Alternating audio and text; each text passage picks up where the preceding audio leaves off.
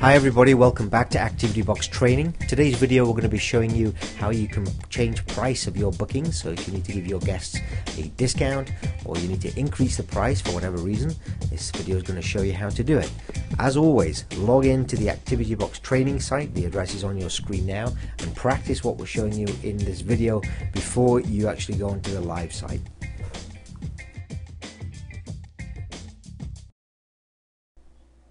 Okay, so to change the price of a booking, whether we want to give our customer a discount or whether we want to increase the selling price, we're going to do that during the course of a booking at the shopping cart checkout. So I've made a couple of reservations here. I'm logged in here as Dina on the training site, and I've made a couple of bookings, and I'm now at the checkout. I've made a booking for a couple of places for Acrobranch, 2 places for Acrobranch, on Friday the 26th of February, and then I've also made a booking for ice climbing on Thursday the 4th of March. What I want to do now is I want to give some discount to my customers for the Acrobranch booking. So I'm going to click on the select, and I'm going to select that activity, and I'm going to click the change price button. I can only do I do the change prices once per activity, okay, one at a time. So I'll do the Acrobranch one first, and I'll click the change price button here. Now that's going to open a little dialog page here where I am then prompted to enter in my authorization code to access the change price module. Now some of you might not have this button here, this one here, on your screens. That's because to be able to change prices you need to have a special authorization permission on your user account. Some of you may not have that. If you want to have it, if you think that you need to change the prices for your customers from time to time, then please send me a message through the message center. Look for System Administrator Craig Hewitt on the profile up here on your message center, and contact me and I'll set that up for you if you don't already have it.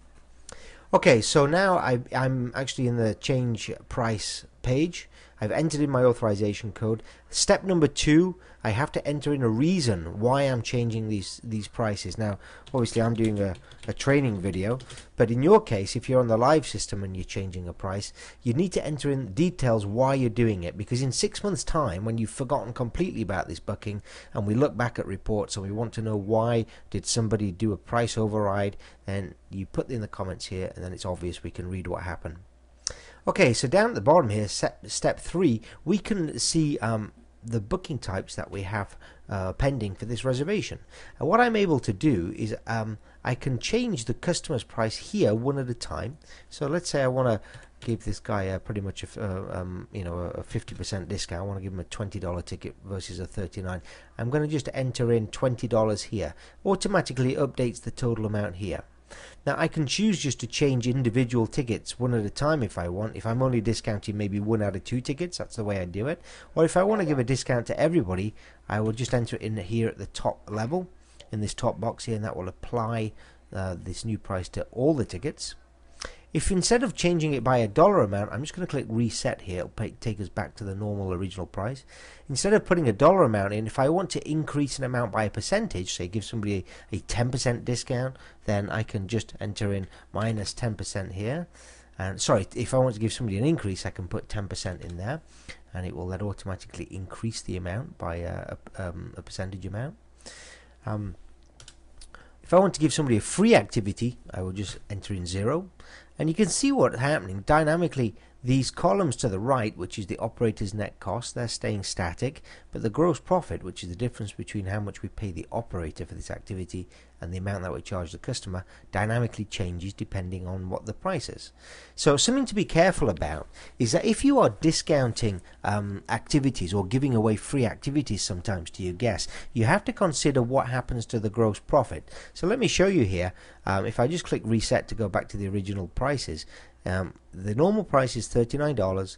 That means that the gross profit on this activity reservation is $15.60. Now if I decide to give away the activities to a customer, I'm going to enter in 0 here.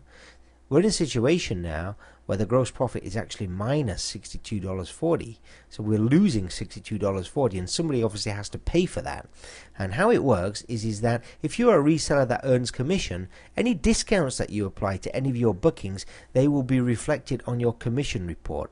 So that means that if you're giving away free activities, that's fine, and you can go ahead and do that, but it means that it's going to be processed as a debit on your commission. It's going to be deducted from any commissions that you do to be paid for this month's bookings.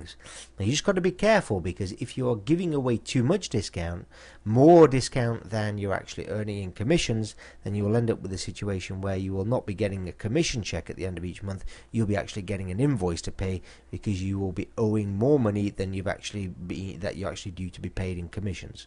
So that's just something to be careful of. And a general rule of thumb is don't discount more than what you earn in commission, and that will make sure that you're never in a situation where you owe money.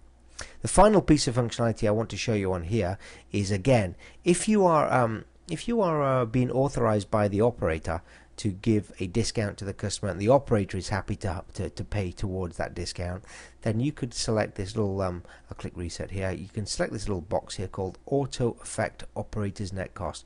You can put your mouse over it and it'll pop up that appears that explains it to you, but I'll explain it to you verbally now. Let's say that you have an operator or an activity that the selling price is regular $39, and the operator will agree to give you 50% discount for a particular cause or a particular scenario.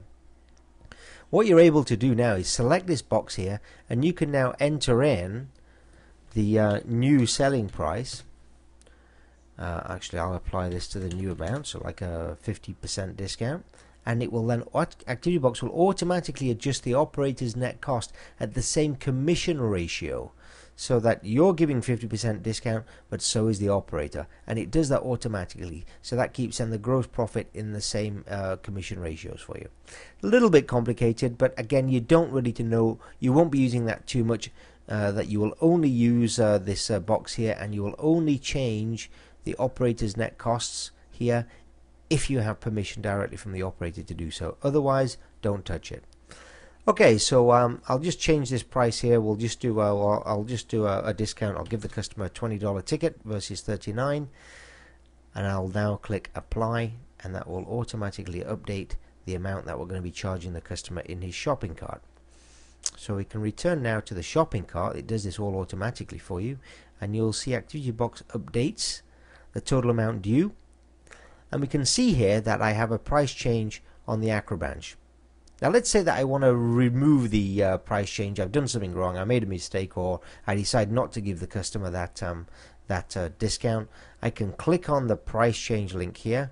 It's going to open up this dialog again, where I can choose to remove one at a time the discounts that I've already applied, and I can do the second booking type here, and that's it. I've now removed those discounts, and we're back to the original price. Okay, so that's how we do price changes in the system.